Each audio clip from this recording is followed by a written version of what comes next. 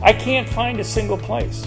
Every single time that either all guns or all handguns have been banned, murder rates have gone up, and often by large amounts.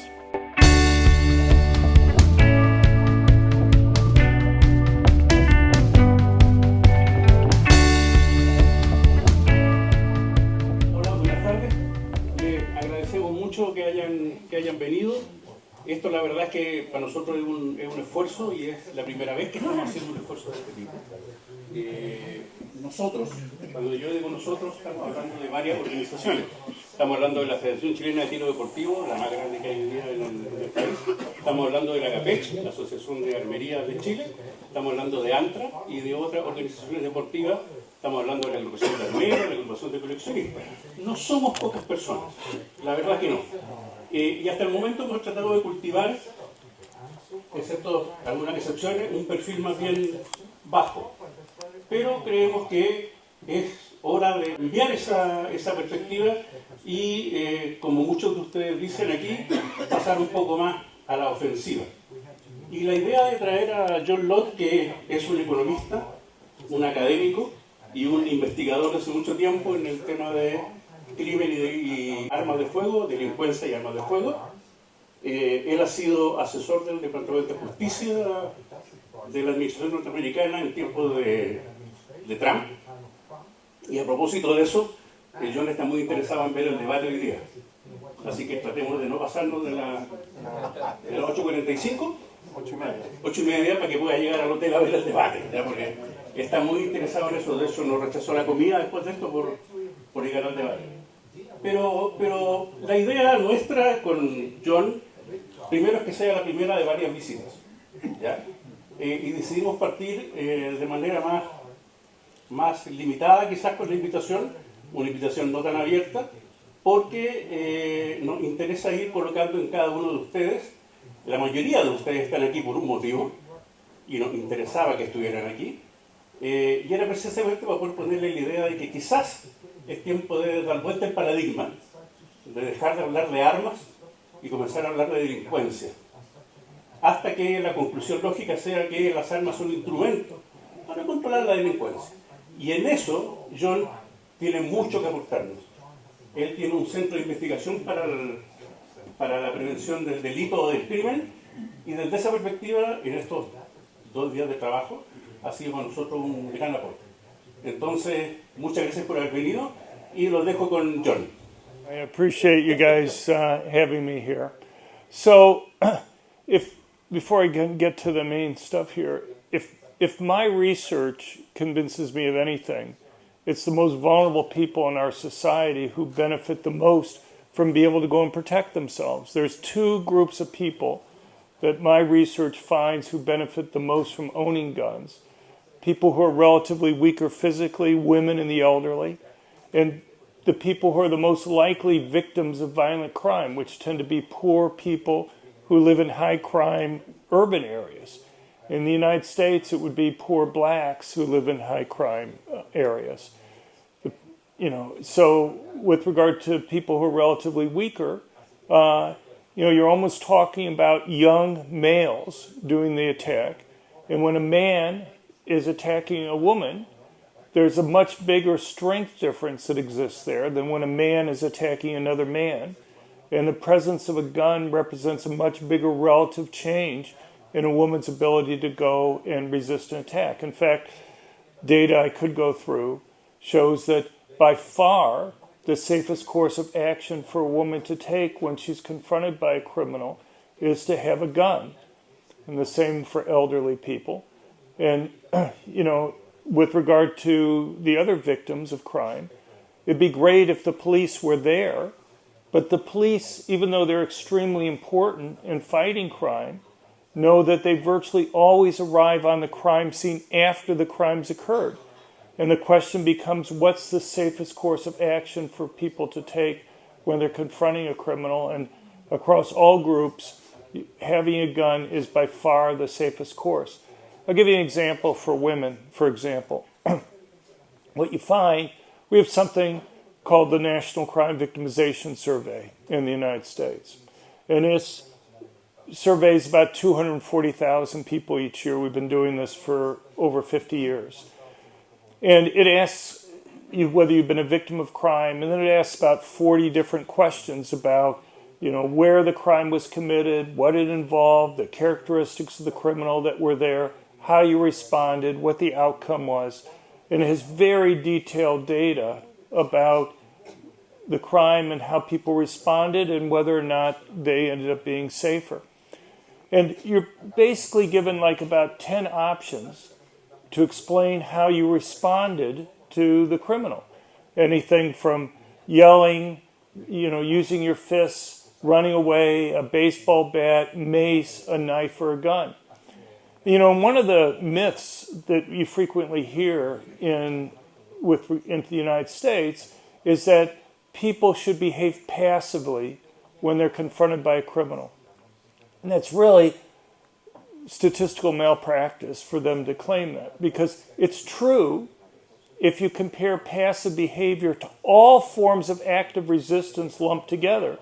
Passive behavior is slightly safer. But the problem, and the reason why it's misleading, is that there's some types of passive behavior which are really dangerous, and one that's much safer. And by lumping them all together, you're missing those huge differences. So, for example, for a woman, by far the most dangerous course of action for a woman to take when she's confronted by a criminal is to use her fists. And the reason is because you're very likely to get a physical response back from the attacker that's there, and he's going to be much stronger than the woman. The second most dangerous course of action for a woman to take when she's confronted by a criminal is to run away. Now, if she can run away and escape, that's great. But women tend to be relatively slower runners than men are, and in the process of being tackled and subdued, there's much more likely to be serious injury that's going to occur to the woman that's there. I was talking to somebody earlier. I look across the room here, and it's like 98% men that are here. And my guess is also relatively few of you are poor individuals who live in high crime areas. If you're going to, for whatever my advice is worth, if you're going to win this debate on whether people should be able to have guns, you have to reach out to the people who benefit the most from being able to go and have guns. Then it makes your ability to own a gun much safer if you can make this coalition much larger. In the conversation I was having earlier, so in the United States, there's domestic violence that occurs. Women are stalked. Women are threatened. And my impression from talking to people, it's an even much worse problem here in South America in terms of domestic violence and stalking. In the United States, if a woman is being stalked or threatened, the advice she gets is move, quit her job, move in with somebody else, change her name. When she gets another job, take a different route to work every day, okay? Leave at different times. Completely change her life, all right? Once in a while, she'll be told things like, well, take martial arts classes. But the one thing they just never tell a woman, and I think this is for political reasons, because the groups that are involved in this are fairly left-wing, is to go and get a gun, to get a concealed carry permit, even though that's by far the safest course of action for that woman to go and take.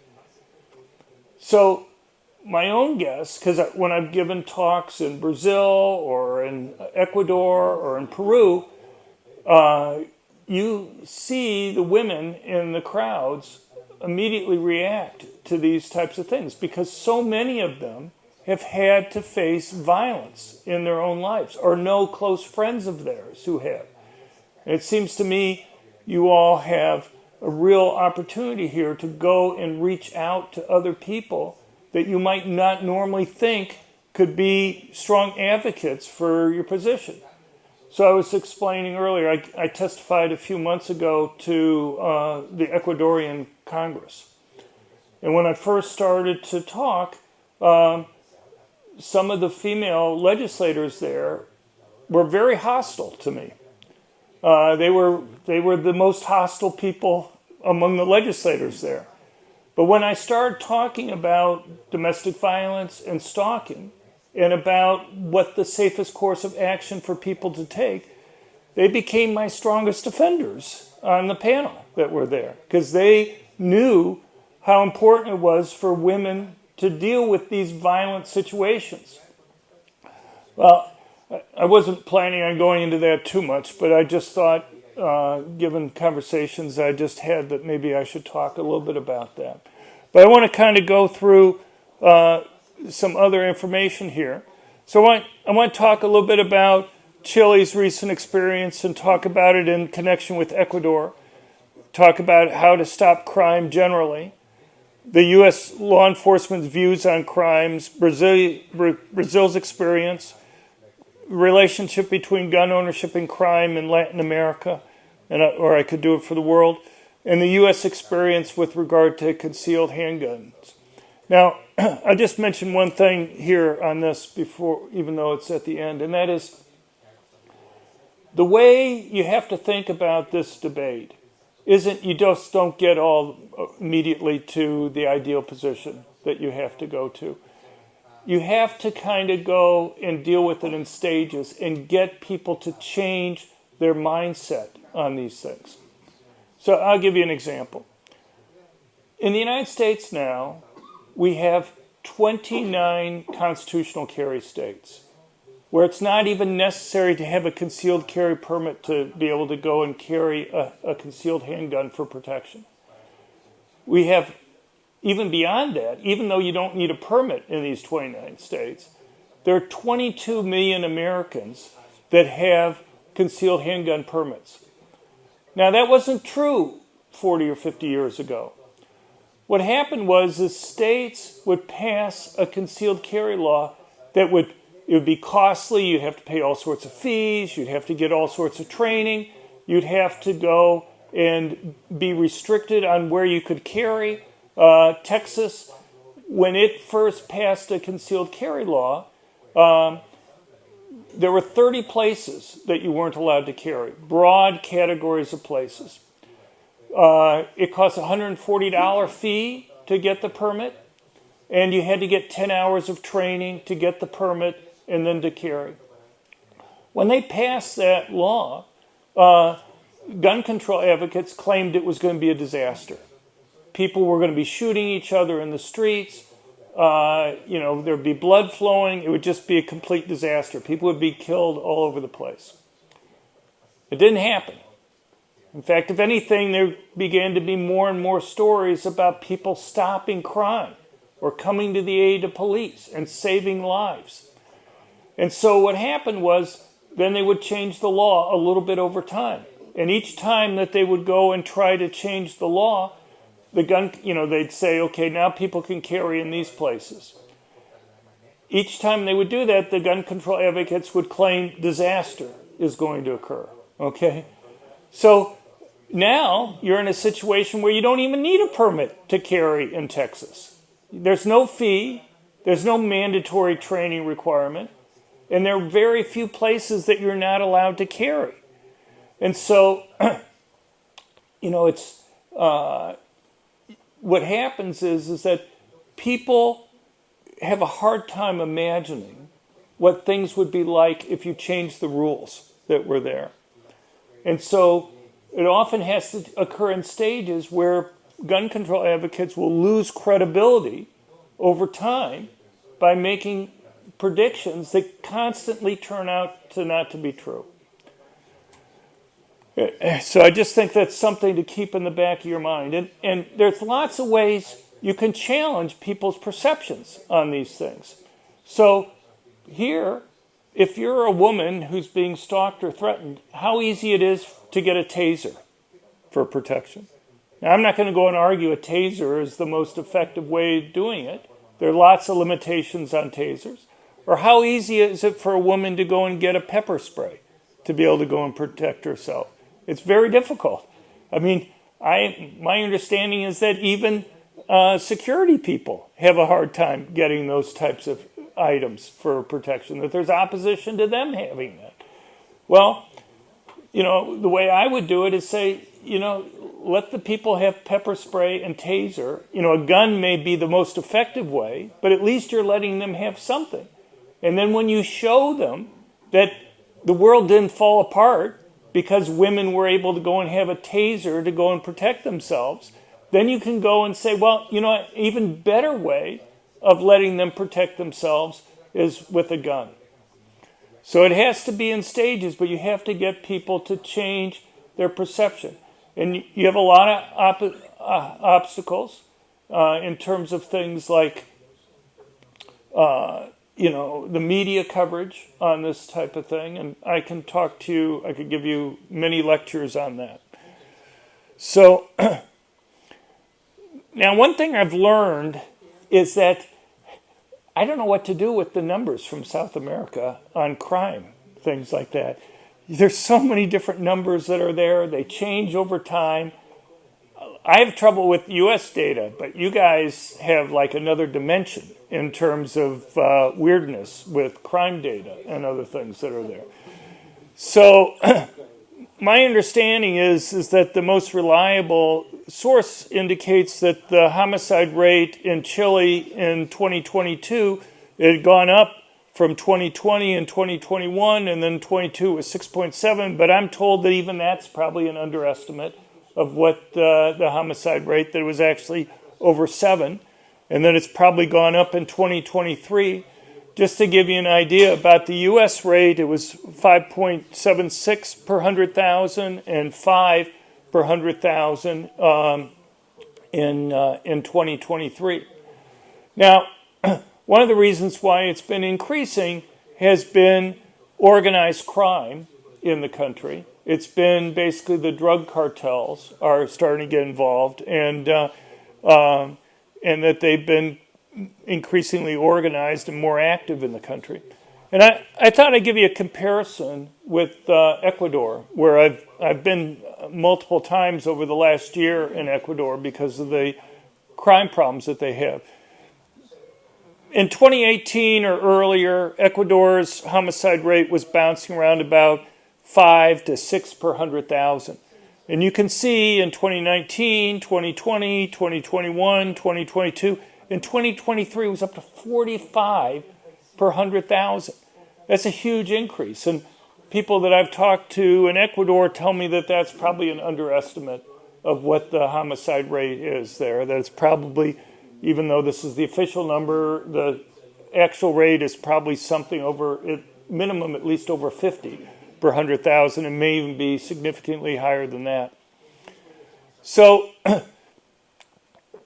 one joke you often have about this is regard to outrunning the bear. You don't have to be faster than the bear. You just have to be faster than whoever you're with. Okay? Then the bear will catch whoever you're with and you'll be free. And the thing is, these drug cartels, if they think a particular country is weak in terms of being able to go and stop them, then that's the country that they're going to focus on to go into. And Ecuador had a series of changes that it made. It did things like got rid of the U.S. Drug Enforcement Agency. It kicked the U.S. military out of the country, which had been helping to some extent. And some of the other bizarre things. In Ecuador, 85% of the police in the country are local police. They don't allow local police to have guns. Now, I know the municipal police here in this country aren't allowed to have guns, and there's been even debates about whether they can have a baton or have other items that are there. And I gave a lecture to the first class of the new police university in Ecuador a few months ago. And I've given other talks to the police there. And one of the comments that I hear from police, I hear from judges, I hear from people in the National Election Commission over and over and over again was this saying, you either take the silver or take a bullet. And so you're a police officer, you pull over somebody for speeding, okay, or reckless driving, and you have no weapon, and maybe they're a member of the drug cartel. What are you going to do? You're going to give them a hard time? You know, it's like nothing you can do in that situation. And so the local police and even the national police, which are allowed to have guns, but don't have, they have to buy their own weapons, and there are all sorts of other issues that are there. These individuals, you know, have no choice lots of times. I met for a few hours with the head of the National Election Commission and in Ecuador, and one of the things that she was concerned about was the amount of bribery that occurred, but also the drug money was going into political campaigns. And she couldn't figure out how to stop it, because what would happen is that they've had auditors in her office that would go and try to watch the money being funneled. But what happened was the auditors would get bribed. But even when they could get a case put together, the attorney general there would get bribed, or his prosecutors would get bribed, and so they couldn't go and get the case made against the drug cartels. And so I guess my warning to you is that you have to stop this before it goes too far. Because once you get to the point where crime starts going out of the way and these guys get entrenched, it's almost impossible to get these people out. One of the other sayings that I constantly heard in Ecuador, because when I met with the head of the National Election Commission, basically the reason why she had me in there was to go and provide ideas on how they could get out of the problems that they were in. And I would give her ideas, and she'd say, that's a great idea. And then she'd repeat this phrase that I heard from lots of people, that in Ecuador there's a long distance between a great idea and actually implementing it. And the reason why is because people would get bribed along the way that would prevent you from going and getting the idea actually implemented. So one of the things I was suggesting is that they bring back in outside people that would be harder to bribe, like the U.S. Drug Enforcement Agency or U.S. military. Not that they couldn't get bribed, but at least would be harder to go and do. But I'm not going to go into that story more. The point is, you guys are just at the beginning of what could be an increase in problems that are here. And so you have to think now about how you're going to stop that from getting out of control. Because once it gets out of control, and once you have bribery and other things being endemic in a country, it becomes extremely difficult to go and solve the problem that you have. So I know the people here have been talking to the U.S. Drug Enforcement Agency, and that's good. But there are other things you can do. So just the basic idea of how do you stop crime. The thing is, it's not rocket science. If you're going to stop crime, you have to make it risky for criminals to go and commit crime. That means things like police being I personally think police are the single most important factor for reducing crime. But you have to have higher arrest rates, higher conviction rates, longer prison sentences if you're going to stop them.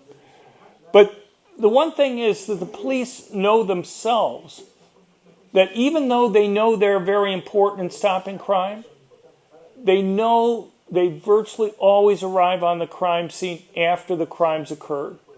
And that raises the questions that we were talking about before, and that is, how do you let people protect themselves? Because if you let people protect themselves, that also makes it riskier for criminals to go and commit crime. I'll give you an example. There's data on what we call hot burglaries. These are burglaries that occur while the residents are in the home. We have this data across many countries, but let me just compare two for you, the United States and the United Kingdom, okay? The UK has a burglary rate twice the burglary rate in the United States. And 60% of the time that a burglary occurs in the United Kingdom, the residents are in the house when the burglary occurs. In the United States, they have half the burglary rate, and only 13% of the time when a burglary occurs are the residents in the home. I'll tell you something else, too. In the United States, burglars break in during the middle of the day. In the UK, they break in the evening. Does anybody know why they break in the evening in the UK and in the middle of the day in the United States?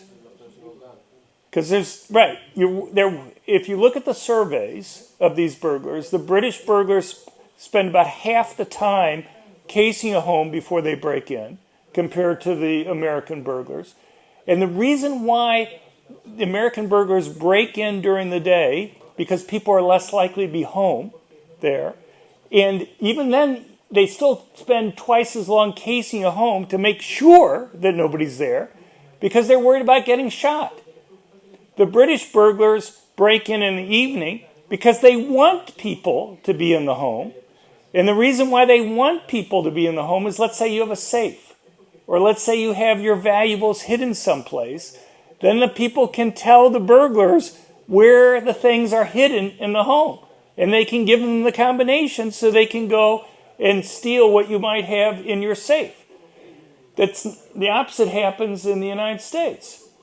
It's just an example of deterrence that they don't want to get shot, it was mentioned, and that explains all the differences there. And you can see this difference consistently across countries. And you can see this in many other areas. You know, you look at mass public shootings, for example. People don't recognize this probably, but the United States actually is fairly low in terms of the per capita rate of mass public shootings. We're like about 67th in terms of the per capita rate. You get the attention there.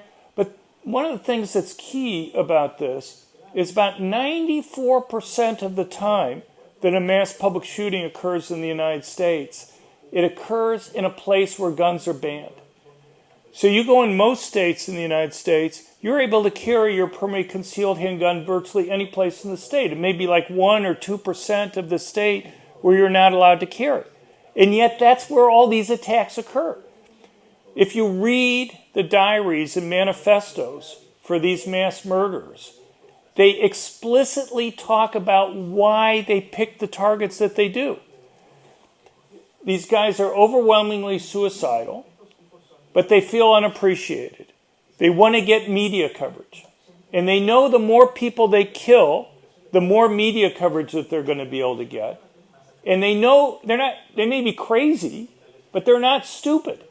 They know if they go to a place where their victims can't defend themselves, they're going to be able to go and kill more people. And they're going to be able to go and get more media coverage from that. Now, the media just refuses to cover this part of their diaries and manifestos. You may have heard of the Nashville shooter at the school from last year. The diary was finally leaked, most of it. It turns out that this murderer had actually looked at 3 other places to go and target. Her first choice was the Greenfield Mall, but she decided not to go there because people were allowed to carry guns there. She then looked at 2 public schools, but they had armed guards there.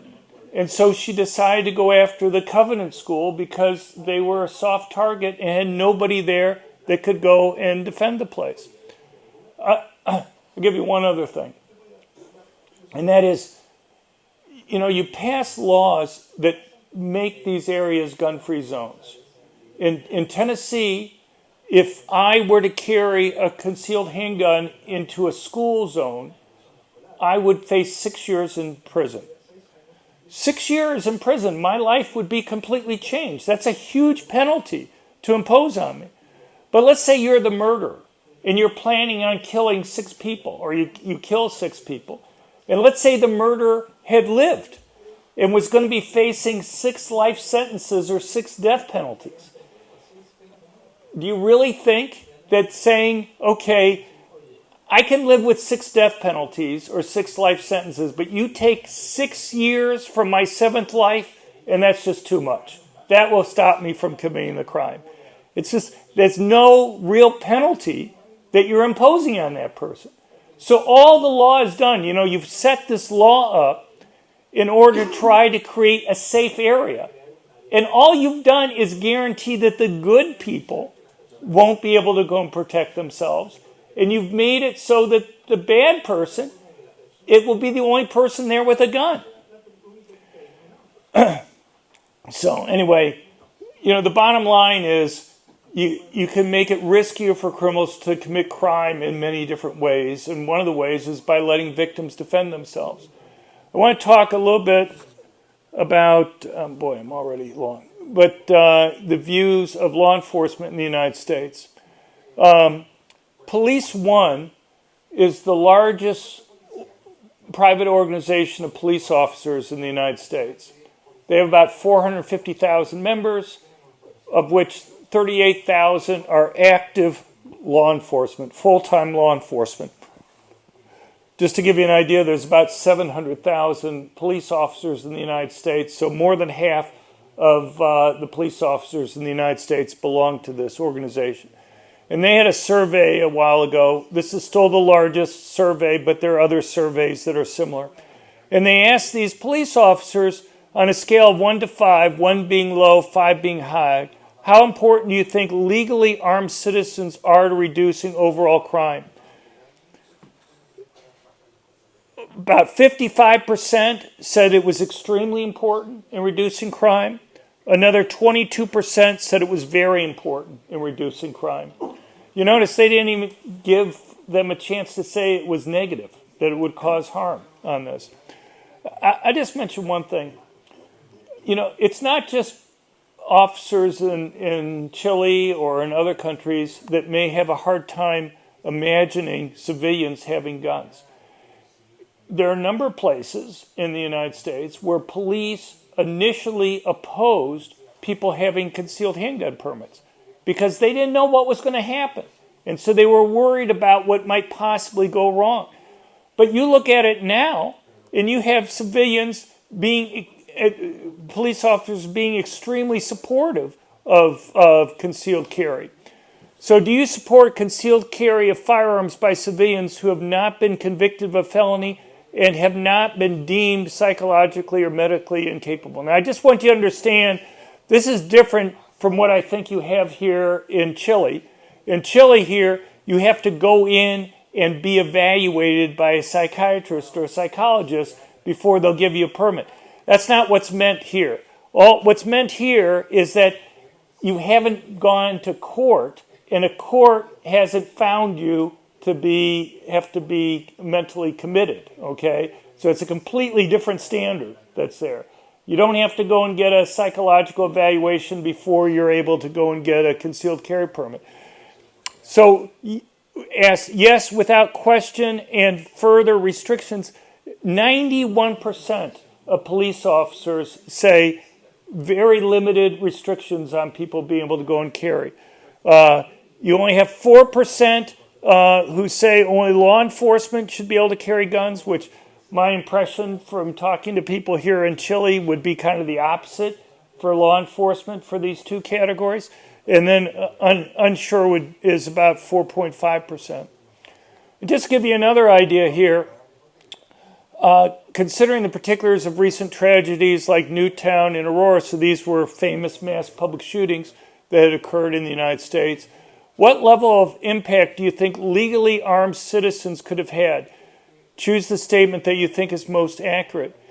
So if you add these together, you're basically talking about 86% of police officers think that getting rid of gun-free zones would either eliminate or reduce the casualties from mass public shootings. This is overwhelming support, and then you have another 4% say no difference in the outcome. One of the things I'll just mention here briefly, and that is police understand themselves what an incredibly difficult job a police officer has in stopping a mass public shooting. if you have one police officer, let's say at a school, and he's in uniform, and you're going to have somebody go and do the attack, they have large tactical advantages over that police officer. If the police officer's in uniform, they know who he is, right?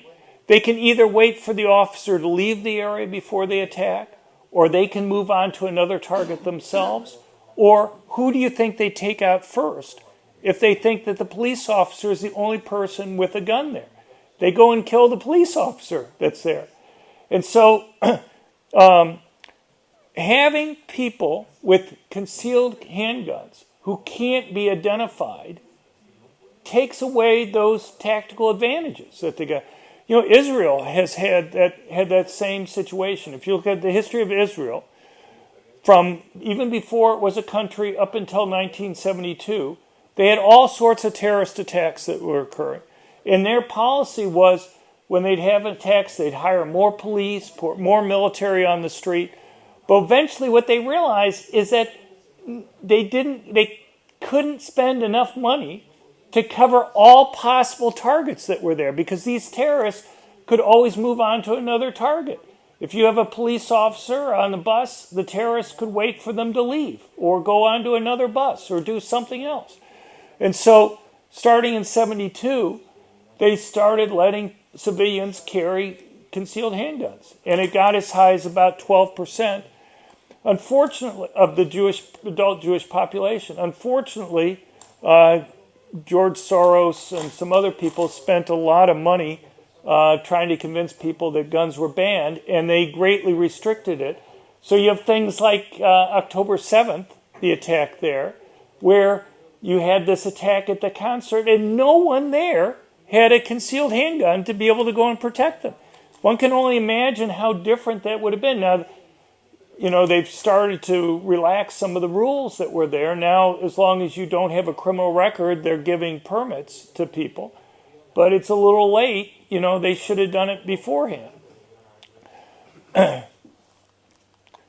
And here's a survey of the National Association of Chiefs of Police. They've had this many years. Does your department support nationwide recognition of issue of concealed carry permits? 86% of police chiefs and sheriffs. They surveyed like 3,000 people. Can qualified law-abiding citizens help law enforcement reduce violent crime activity? 76%. So it's not just the police officers, but also the administrators that are running this who have these views, and I could go on with it. And one of the debates I know you've had a little bit, though I guess it's being resolved to some extent, is whether off-duty or retired police should be able to carry, or military. And, you know, you look at this, and 60% of police officers think that retired or off-duty police should be able to carry, always. Then you have another 24% that said they usually should be able to carry, or carry off-duty, and then you have about 12% say sometimes. I mean, here you have people for free who are willing to go and protect other people that are out there. And so if it were me, I mean, at the very least, I would allow retired and off-duty police or military to carry, and I would encourage them to go and do so. You're not going to have a huge number of police that are going to be carrying, because they're a small portion of the population. But at least you're going to have some people out there as a measure. Yeah, I don't know. How long do I have? 1 hour from now? 1 hour from the beginning when it started? As long as I want. Well, I want to go listen to the debate tonight, so I'll just try to go through 20 minutes. 20 minutes. Okay. Well, I assume you guys want to have some questions too at some point, so I'll try to make this quick. You know, when Bolsonaro was running for president and then got elected, the media worldwide were predicting disaster. You had people predicting that for each 1% increase in the number of guns in circulation resulted in a 2% increase in homicide. You had others claiming that the national gun law was going to go, dramatically increase murders. And you had, so this is anything from Bloomberg to National Public Radio to The Economist. You had The Guardian in the UK. You had the New York Times, all making similar types of predictions. Bolsonaro's highly controversial relaxation of gun laws, a key pledge of his 2018 campaign, is fueling fears among experts and campaigners that the moves will add to already shocking levels of violence. And you can look many predictions. And this is even in 2022, they were basically worrying about more guns. And I'll just skip through there. But you can see here, basically, you had a continuous increase in the homicide rate, hitting about 31.6 per 100,000. It started falling during the first year and continued falling. Place in the world that's banned either all guns or all handguns and seen murder rates go down or even stay the same. If you believe on net civilians having guns is a bad thing, this should be an easy thing to go and point to. There should be example after example where they've banned guns and murder rates have soared afterwards, right? I can't find a single place. Every single time that either all guns or all handguns have been banned, murder rates have gone up, and often by large amounts. This is DC's murder rate relative to the murder rate in the other 50 largest cities. It was falling before the ban. The ban went into effect in February 1977. It went up and was continued high after that. And no year after it was as low as it was the year before the ban went into effect. They banned handguns there. In Chicago, they banned handguns in October 1982. This is Chicago's murder rate relative to the murder rate in the other 9 largest of the 10 largest cities. It was falling consistently prior to the ban, and then it went up.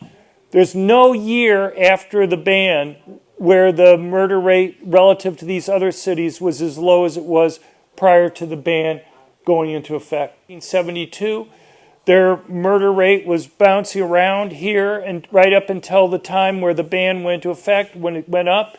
And you can see how much higher it was in all the years after the ban went into effect.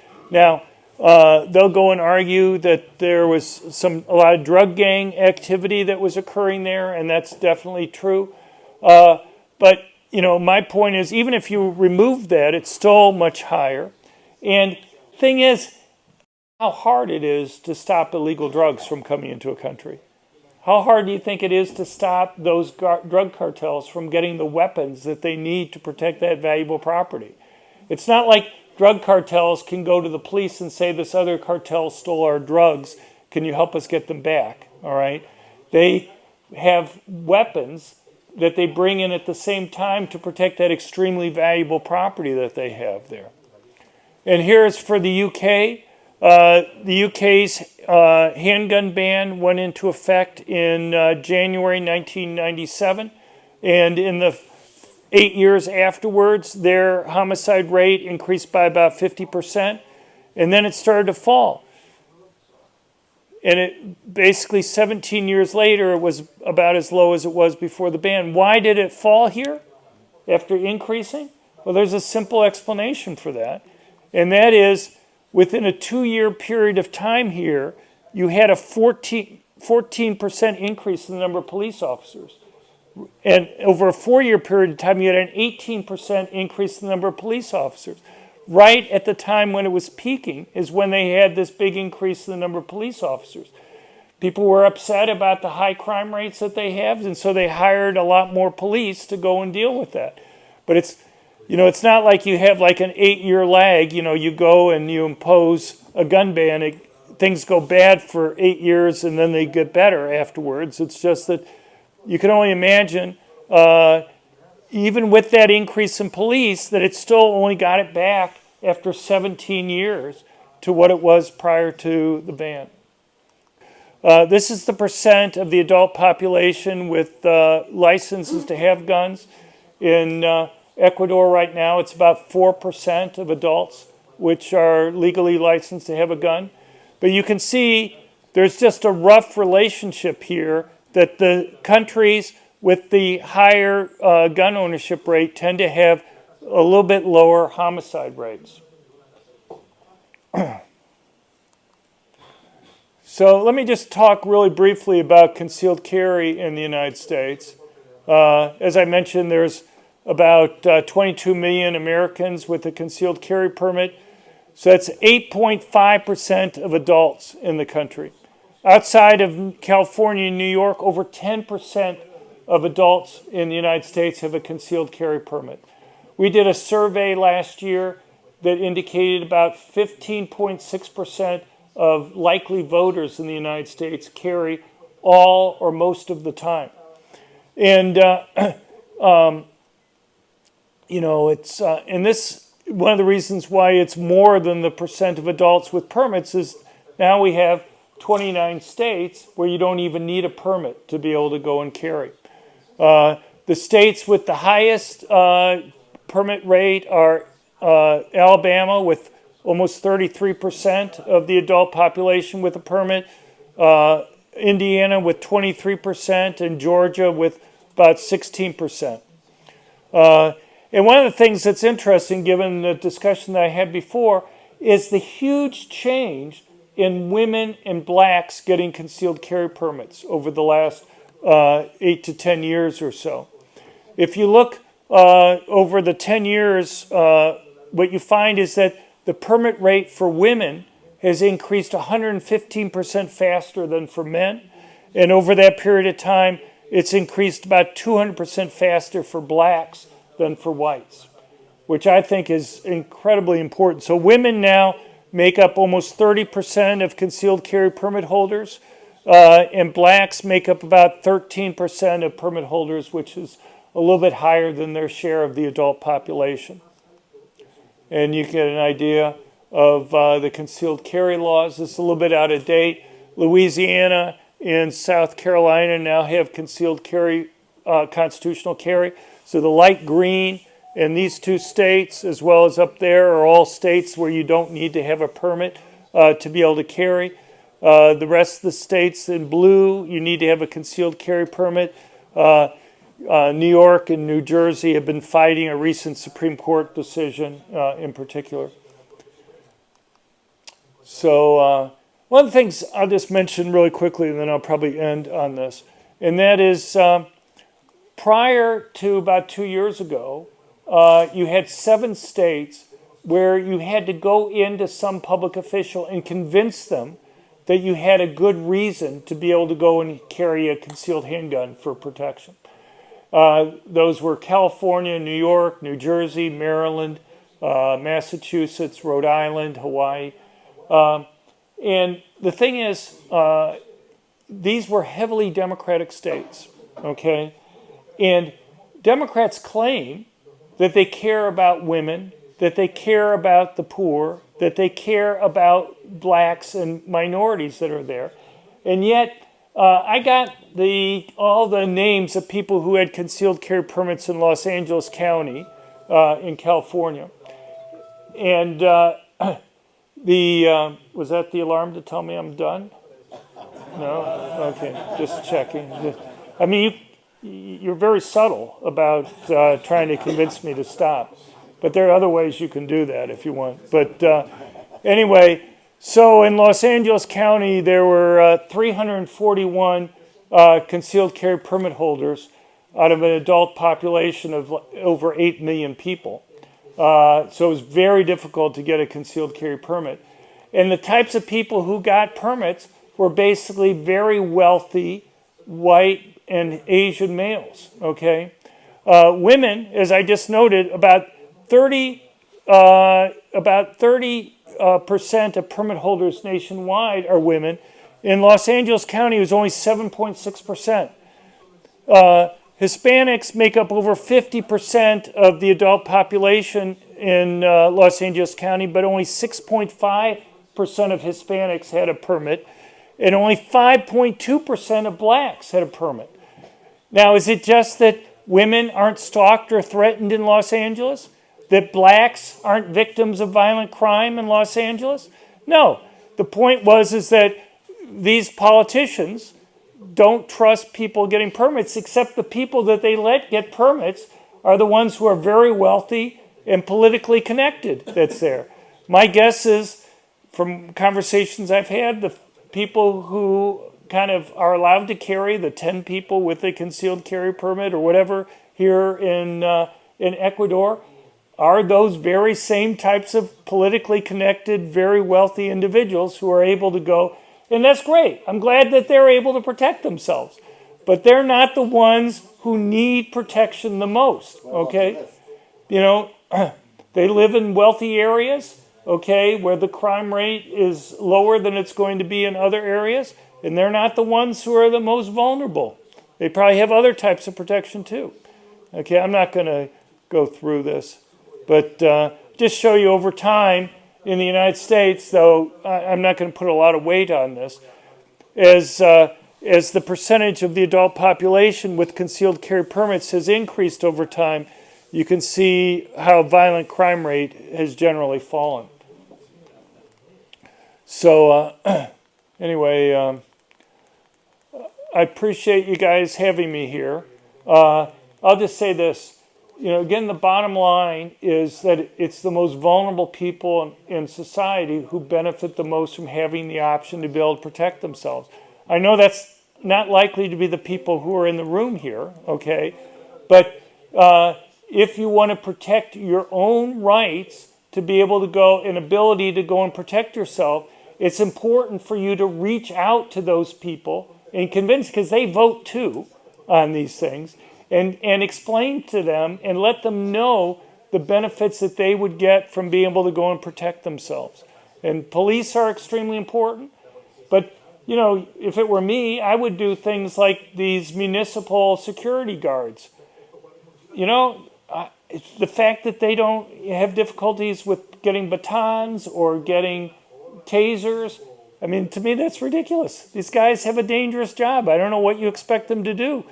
And I would, as I say, you know, you start fighting little fights. Let the other side make predictions about disaster for letting the guys have tasers, okay? And then you'll prove them wrong on that. And then you'll say they should even have guns, okay? And prove them wrong there. And then you say, look, you guys have been wrong on all these other things. Maybe you're wrong on letting women be able to go and protect themselves in different areas. Anyway, I appreciate your time, and I'm happy to have any questions that you might have. Ask the first question. ¿Qué le diría a la gente que tiene la convicción en Chile de que las armas de fuego en manos de civiles solo sirven para que haya suicidios o accidentes y que no sirven para nada para defenderse? So here's the deal. You know, I showed you when places ban all guns or all handguns that homicide rates, murder rates went up, and I should have mentioned the reason for that, and that is when you ban guns, the people who obey the rules are the most law-abiding citizens. So all you've done is take away guns from people you don't need to worry about relative to criminals. You know, you may take a few guns away from criminals, but you're mainly taking away guns from the people you have the least to worry about. With regard to suicide, you can also look at suicide rates there. Every place in the world that's banned either all guns or all handguns, while they may have seen drops in firearm suicides, they've seen no changes in total suicides. There's so many other ways that people can go and commit suicides. You know, one of the things you'll frequently hear from gun control advocates is that guns are a particularly effective way of committing suicide. And they'll say over 90% of people who try to commit suicide with a gun are effective in doing it. And then they'll go and point to something like poisonings, which overwhelmingly involve people taking sleeping pills, and maybe it's about a 7% effective rate there. The thing is, most of the people who try to take sleeping pills are women who really don't want to be successful. Now, do I imagine it's good to take 5 sleeping pills? No, I probably would advise you not to take 5 sleeping pills, but it's probably not going to go and kill you. The thing is, there are lots of ways that are just as effective in committing suicide as guns. You go and look at hanging. Hanging has, quote, more than a 90% success rate in committing suicide. People jumping off a bridge or a building someplace have over a 90% or so success rate in committing suicide. People taking cyanide, it's like a 96% success rate in committing suicide. So there are lots of ways for people to go and commit suicide that will be, quote, unquote, just as successful for doing it. And people switch from one way to another when you ban them from being able to go and use guns for people. You can jump in front of a train or a bus. Japan has a suicide rate twice the suicide rate in the United States, and a lot of people have jumped in front of trains to go and commit suicide. There's one thing that we usually find when we talk with people about the possibility of owning a gun for defensive purposes. Right. And it's related to the fact that younger people, younger than me maybe, 40 and less. Oh, you're really young people. Yeah. Okay. They don't want to have anything to do with the possibility of defending themselves. Most young people in this country consider the job of defending them the police job. Right. So when you say, hey, you could get a gun because you need to protect yourself from the overwhelming, escalating violent crime that we're experiencing here in Chile with the illegal immigrants and stuff, their answer is, no, I don't need a gun, I need more police. Right. And that's in the line of what you're saying about, that's the first and better option. What I said was police are extremely important in reducing crime, but in terms of protecting people right there, okay, they almost always arrive on the crime scene after the crimes occurred. And so, look, there's certain people that benefit much more from being able to go and protect themselves than others. I think people who are relatively weaker, women, the elderly, young men probably don't feel that they need the same protection that a young woman is. But, my guess is if you talk to young women here in the country, a lot of them are going to say they've been threatened, they've had violence, they've been stalked, they've been fearful of different things. And so, they know, even if you doubled the police force, okay, they're not going to get there in time. So in the United States, a fast response time is like 7-8 minutes. A lot can, that's even if you're able to call them, okay? And you may not be able to say, wait for a minute before you attack me, I want to call the police and get them to come. You may not be able to go and do that. And so, the problem that you have is that, and you don't need everybody to carry a gun. If you get 15% of young people to be able to go and carry a gun, that still represents a real risk to the criminals that are out there because they're going to be running across some people. You particularly want to have the people who are the most likely victims being the ones who carry. So in the United States, in Illinois, for example, where it's very costly to get a concealed carry permit, you have only about 4% of the adult population with the permit, but the people who have a permit are basically wealthy individuals who live in the suburbs. Well, I could have 100% of the people in a wealthy area where there's no crime carrying. It's not going to have any effect on crime rates. I got to have the people carrying in places where it's dangerous to be able to do so. And maybe in places where it's dangerous, they're going to be more sympathetic to knowing the importance of being able to go and protect themselves. You don't need to convince everybody for doing it, and these things will change over time. If the guy you're talking to thinks, well, I'm a big guy, I live in a safe area, or maybe I get more police, fine. He doesn't need to carry, but he's not the one who's probably most at risk. The argument that our current authorities are using for disarming or making more difficult for the law-abiding citizens not to own a gun is that those guns will be taken in by illegals or the irregulars and feed them with guns that will be used in crime. They cite Wait. statistics as high as, 80% of I don't know, guns are 80%, taken by. 60%. Wait. 80% of guns are taken by. Say, the statistic is 345%. That's the actual statistic that went up from 0.5% to 345. So it has been a festival statistic that's been proven to be completely wrong.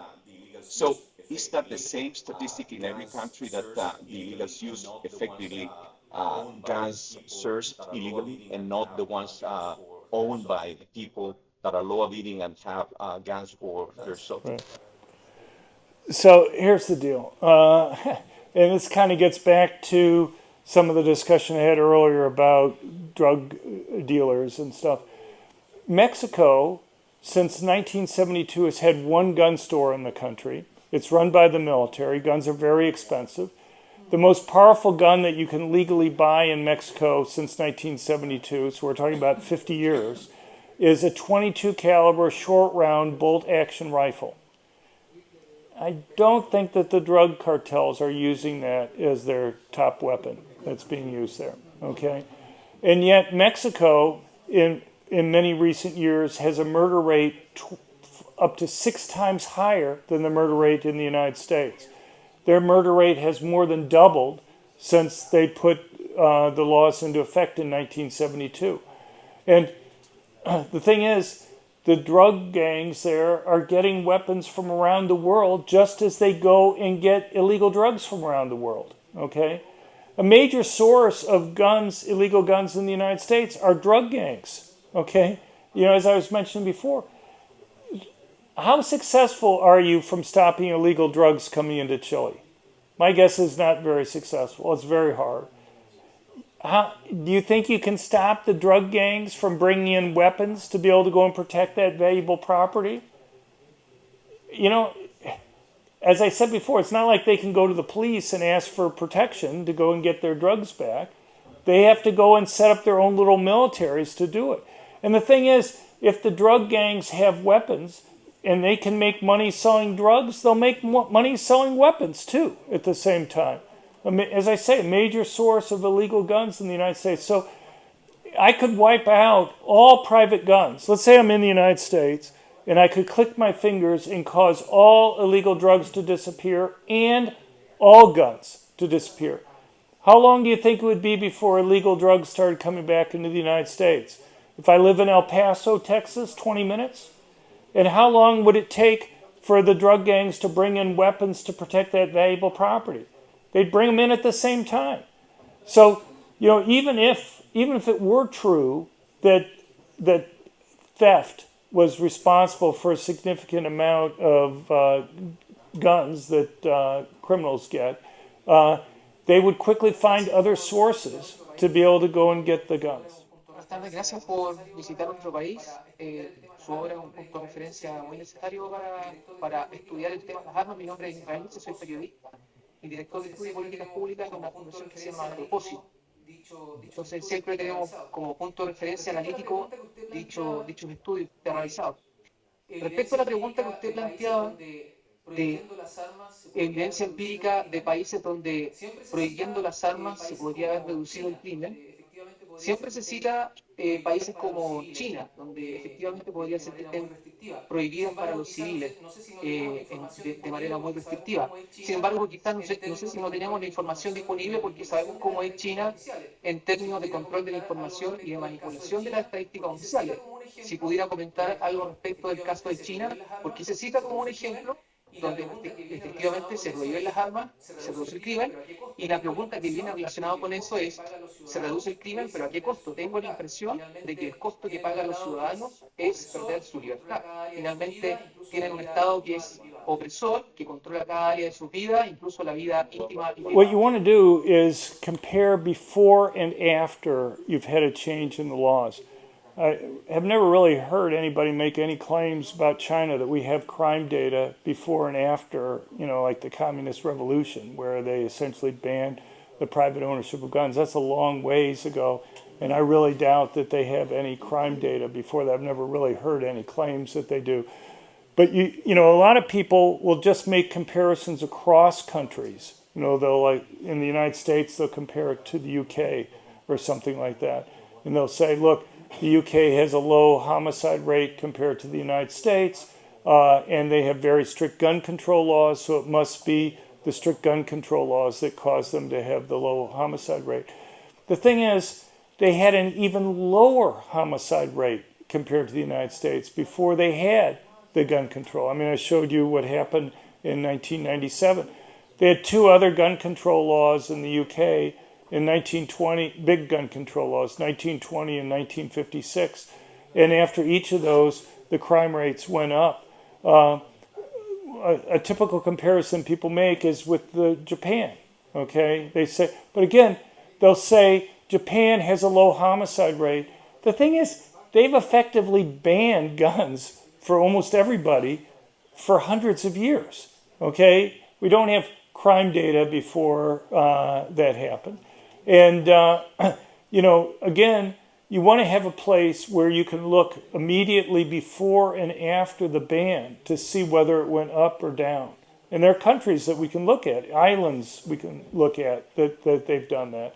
And every single time where we have that, it's gone up. And that's because of the reason that I've talked about before. But I mean, China, it's the Communist Revolution in 1948 or whatever.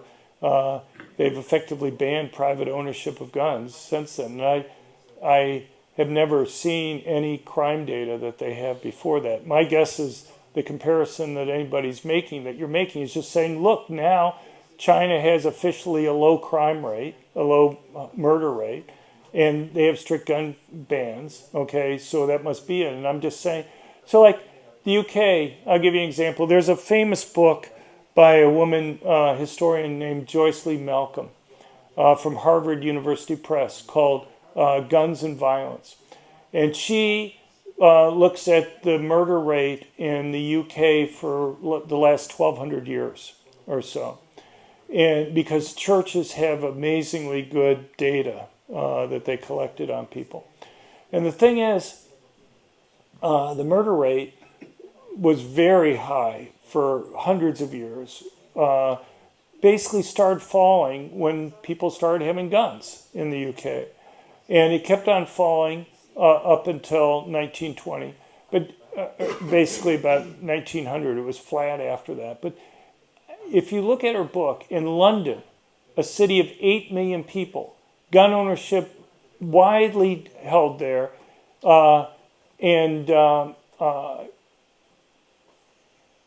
do you know the number of gun murders that they had in London, a city of 8.5 million people in 1900? 2. I can't even get my mind around that. You want to go and look at old copies of the London Sunday Times. They have walking stick guns, they have briefcase guns, they have book guns, so you could just walk around with your briefcase and shoot somebody if they were threatening you, or point out your walking stick. And they have all sorts of ads like that in the newspaper. And yet, 2 gun murders. You know how many armed robberies that they had in 1900? 5. In a city of 8.5 million people. As I said, I can't even get my mind around something like that. But gun ownership was very common, okay? The reason why they put the gun ban into effect in the UK in 1920 had nothing to do with crime. It had to do that you just had the Bolshevik Revolution in Russia, and you had a lot of unemployed soldiers who had come back from World War I, and they were concerned that they were going to have a Bolshevik Revolution in the UK, and so they imposed licensing regulations that made it so that lower income and many middle income people could no longer have a gun because they couldn't afford the licensing to be able to go and get it. And so, anyway, I'm just saying there are big differences that exist across countries for many different reasons. They have nothing to do with, gun control. There was something different about the UK in 1900 to have 2 gun murders in the country that's there. Describe a scenario in South America with policies like Lula's, Bolsonaro's. And what is your theory on how we got at this point here? And does the UN have In the United States, one of the big battles that you have all the time is just the media and the impressions that people get. I've had people earlier talk to me, maybe it was even you, I can't remember, saying that facts and numbers don't matter in the gun control debate. And I think that's wrong. I think facts and numbers matter, but you have to think about it more broadly, and that is, people think that they know more about gun issues than they know about anything else because they're constantly hearing news stories where somebody's using a gun in the commission of a crime. They rarely hear about any of the benefits that occur from gun ownership. And so is it very surprising that in Brazil or other places people think if I can just get rid of the guns, then it'll make people safe? They had a ballot initiative, I think it was about 20 years ago in Brazil, where Lula wanted to go and ban gun ownership. And it was defeated by like over 60% of the vote. It was like 62 or 63% voting against that. And so, obviously there are lots of things going on in that very close presidential race that they had there. They had censorship from social media for Bolsonaro. They had, Lula promising all sorts of free things to people, which seems to be something a lot of left-wing politicians do, promise people all sorts of free things. I mean, look at Venezuela. That's worked out really well. I mean, people have everything free now that they want there. And I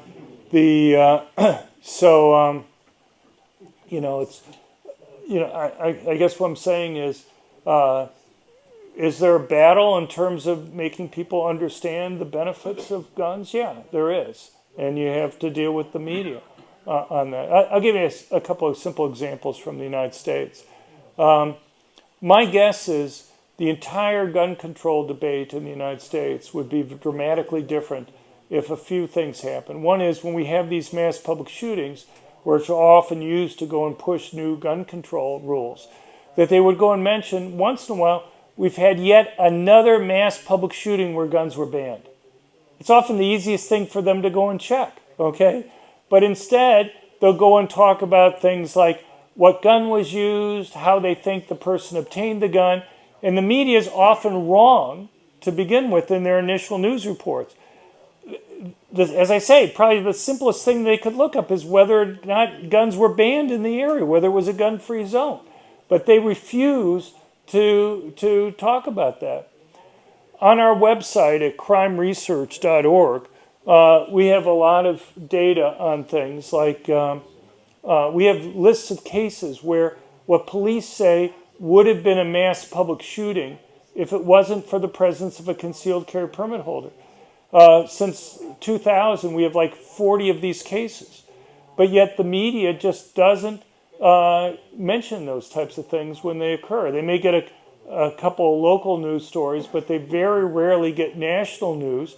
And even when they get national news, the media often mucks up the story and gets the facts wrong, claiming that it was a security guard or something when it was actually just a private citizen, or getting other things wrong. I'll give you one example. You may remember the synagogue shooting from about 4 years ago in Pittsburgh. 3 days after that, there was a shooting at Kroger grocery store in Louisville, Kentucky. And a racist had gone into the grocery store and was shooting blacks. And while he was there, the media recorded a comment that he made to one of the customers. He said, "Whites don't shoot whites." And the way it was played was that Here you had this white racist telling a white customer that the white customer had nothing to worry about because they were both whites. What the national media left out of the story was the full quote from the murderer was, "Please don't shoot me. Whites don't shoot whites." So rather than the murderer assuring the customer that the customer had nothing to worry about, the murderer had run into a customer with a concealed carry permit who was pointing the gun at the murderer, and the murderer was begging the customer not to shoot him, and which is a little bit different. And given that it was a white customer coming to the aid of the black victims that were there, kind of makes the story a little bit more difficult for some of the media to go and deal with. But what happened was the customer shot the murderer there. The murderer got into his car, drove about a mile down the road before he passed out from his wound, and the police caught him then. But I mean, I could give you other examples like that. I'll give you one other example. I don't know if you remember the Pulse nightclub shooting near Orlando, Florida. 49 people were killed. At the time, it was the worst mass public shooting in U.S. history. Got massive international attention. 1 week after that, there was an attack at a nightclub in South Carolina. A man was there, had shot 3 people, was shooting at a 4th when the concealed carry permit holder pulled out his gun and seriously wounded the attacker, ending the attack. The guy, when he was stopped, still had something like 125 rounds of ammunition on him. What's the difference between the attack in Florida and the attack in South Carolina? Florida was one of 10 states that banned permanent concealed handguns in places that got more than 50% of their revenue from alcohol. South Carolina was one of the 40 states that allowed people to be able to go and carry. Now, the attack at the Pulse nightclub was getting news attention for months after the attack. 1 week after, it was still getting a lot of news attention. You would think a similar attack at a nightclub in South Carolina would be newsworthy. But you will search in vain to find any national news coverage on that. And, as I say, my guess is the debate would be very different if some of these cases where civilians stopped these attacks got news coverage. And I could go on for a long time on that.